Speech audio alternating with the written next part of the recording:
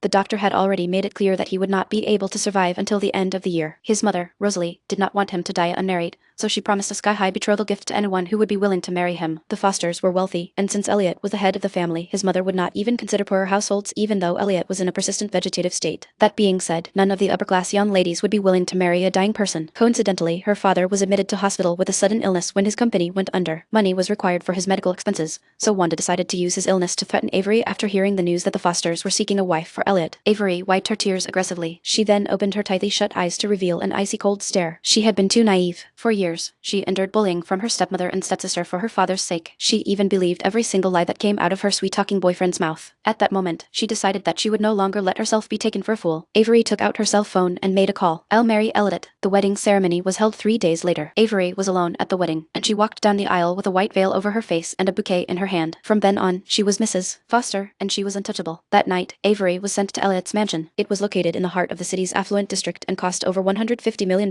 Before Avery could properly take in the mansion's layout, Mrs. Cooper had dragged her to the master bedroom. Her eyes were immediately drawn to the man on the large bed. She slowly walked over and carefully watched his face. Elliot's deep-set features stood out on his chiseled face, and he exuded a majestic aura of nobility. His skin was unusually pale from spending all that time indoors, but his handsome face made one unable to take their eyes off of him. If he were not sick, Avery would have never become his wife. Before he had been bedridden from the car crash, Elliot was a powerful figure in the country of Ariadel. Sterling Group, which he headed, was one of the country's top 10 corporations. He was rumored to be ruthless and tyrannical and had a legal business as well as deals with the underworld. Anyone who crossed him was bound to pay a hefty price. Avery never thought that she would marry a man like Elliot. The bedroom door opened while she was lost in thought. It was Cole. "I'm sorry, Avery. I was too busy today and just managed to come to see you," said Cole as he approached Avery with faint sincerity on his face. "I just married your uncle," Avery snapped coldly. "Do I need to teach you how to address me? I know you're mad. I didn't elope with you because I didn't want you to suffer a difficult life.